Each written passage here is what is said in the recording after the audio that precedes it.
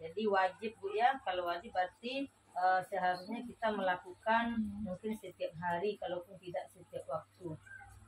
Tidak hanya cukup dengan membacanya saja, hendaknya kita harus mempelajari kitab suci Al-Quran tersebut. Setiap muslim wajib mempelajari dan mengamalkan ajaran-ajaran yang terkandung di dalamnya. Di dalam mempelajari Al-Quran pun tidak bisa sembarangan, karena ada ilmu-ilmu yang harus dipelajari dalam proses belajar Al-Quran. Ya, ilmu tersebut disebut ada dinamakan itu tajwid. Nah, ada makhrajul huruf, ada tajwidnya. Jadi dalam membaca Al-Quran itu biar sempurnanya tentu kita harus mempelajari tahsin Al-Quran. Jadi tahsin itu sebenarnya artinya dia menguatkan serta membaguskan. Jadi kalau sudah kita belajar tahsin, mungkin bacaan kita itu sempurnalah istilahnya. Karena dalam membaca sempurna itu maka pahalanya akan mendapatkan sempurna pula dari Allah Subhanahu wa taala. Tahsin Al-Quran di dalam Islam mempunyai makna bahwa di dalam membacanya kitab suci Al-Quran haruslah benar dan tepat demi terjaganya keaslian dan sesuai yang diajarkan oleh Nabi Muhammad SAW. Jadi kita dianjurkan membenarkan bacaan kita. Mungkin ibu-ibu di sini semuanya sudah merasa benar dengan bacaan Al-Qur'annya. Tetapi kalau dia membaca tidak di depan orang yang pandai tajwidnya ataupun yang bagus tahsinnya. Jadi merasa sendiri itu benar berarti itu tidak termasuk bagus diteruskan. Berarti kita harus mempelajari lebih lanjut dengan cara mungkin berguru atau mungkin dengan cara banyak bertanya kepada orang yang bagus bacaan Al-Qur'annya. Ibu-ibu yang kami hormati, tahsin di dalam bahasa Arab disebut memperbaiki, memperkaya atau menguatkan. Jadi kalau sudah bagus tahsinnya maka akan kuatlah bacaan kita tadi, rasanya kita bertambah yakin. Hal-hal yang terkait dengan kesempurnaan seperti pengucapan huruf dan juga kita melafazkan huruf itu beserta menerapkan tajwidnya. Jadi kalau kita mengaji itu Bu, tidak asal-asal membaca seperti membaca buku. Kita memperhatikan kaidah-kaidah yang ada, yaitu tajwid. Mungkin seperti kita membaca tadi tahsin, tahlil, mungkin ada yang perlu kita sempurnakan, tetapi mungkin karena saat ini kita ada yang terburu-buru atau mungkin takut nanti makmumnya terlalu lama menunggu imamnya, itu bisa jadi salah bacaannya. Tetapi kalau memang wajib dibenarkan, alangkah baiknya kita membenarkan bacaan tersebut. Kalau sudah biasa kita benar Bu, tidak terasa membaca itu.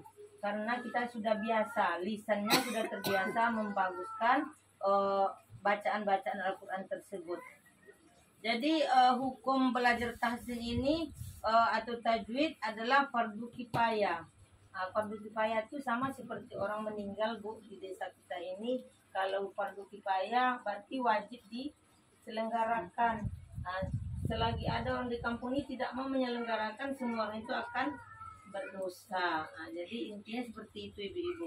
Jadi kalau belajar Al-Quran itu tadi disebut wajib. Jadi belajar tajwid itu fardu kifayah.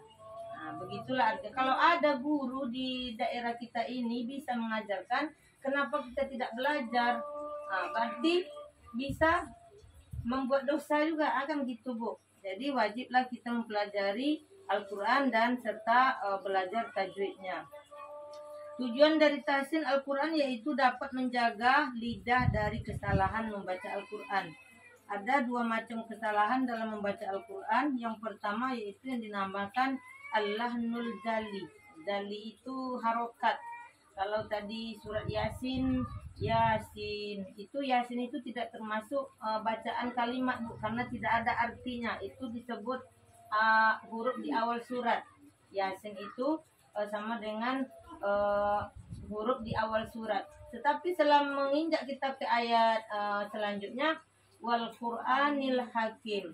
Kalau kita salah membaca harokatnya Bu, maka artinya akan berubah. Jadi kalau udah berubah maknanya, tentu tidaklah akan benar lagi apa yang kita baca tersebut. Begitulah umpamanya.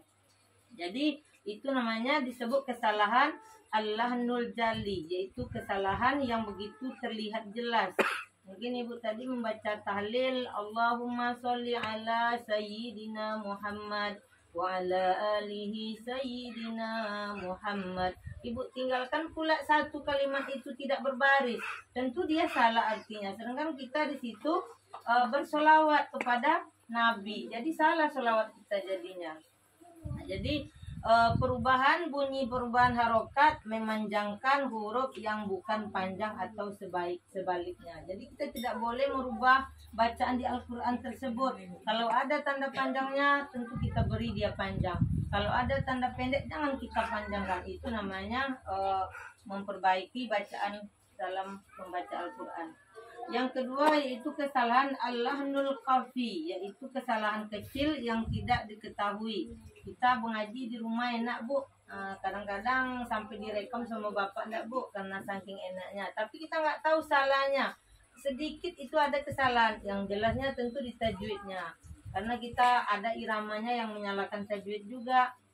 Jadi karena mengambil cengkok iramanya maka tajwidnya udah lupa, maka salahlah bacaan kita. Tapi itu termasuk kesalahan yang kecil karena tajwid yang kita salah. Tidak digunakan hukum-hukum bacaan, tidak diterapkan kaidah-kaidah guna. Guna itu seperti apa ibu-ibu? Kalau saya belajar mengajar mengaji itu memang saya terapkan kepada anak-anak. Guna itu seperti apa saja huruf yang bertasdid ke na dan ma. Berarti itu harus kita tahan karena itu apa hukumnya guna. Jadi guna itu wajib berdengung. Kadang-kadang kita kalau mau cepat nggak didengungkan, di apa jadi di apa namanya diringkas. Tapi kalau dalam Al-Quran tidak boleh diringkas karena nanti menyala. Jadi manfaat tahsin Al-Quran antara lainnya merupakan cermin keimanan seorang umat muslim terhadap kitab suci Al-Quran. Jadi pentingnya kita membaguskan itu bu, itu udah termasuk cermin. Berarti kita memang udah beriman kepada Al-Quran tersebut. Nah jadi sempurnalah pembacaan kita nanti tadinya, dan kita juga sudah ikhlas lah dalam membaca Al-Quran tersebut. Jadi ada dua untuk manfaatnya. Yang pertama itu mencapai kualitas tinggi dalam membacanya dan juga mempelajari Al-Quran dan menghindari kesalahan dari dalam pembacaan kita tadi. Jadi mungkin ibu-ibu di sini kami rasa tidak akan bersalahan lagi membacanya karena dari kecil kita sudah belajar Al-Quran. Cuman mungkin karena kita sudah tua bu ya, mata kita sudah kurang menampak. Jadi yang guna tadi tak nampak lagi tasdidnya, makanya kita terus saja melanjutkan cepat. Jadi kalau bisa ibu-ibu bisa perhatikanlah. Karena pembacaan Al-Quran itu penting kita baguskan karena nanti kalau salah dia maknanya akan berubah. Jadi itu saja ibu-ibu penyampaian kami pada hari ini. Mungkin kurang berkenan di hati ibu-ibu, tapi kami mengharapkan ibu-ibu semua dengan penyampaian ini dapat memanfaatkan apa yang kami sampaikan. Dan terima kasih kepada ibu-ibu semua atas perhatiannya. Kami akhiri wabillahi taufiq wal hidayah. Wassalamualaikum warahmatullahi wabarakatuh. Waalaikumsalam warahmatullahi wabarakatuh.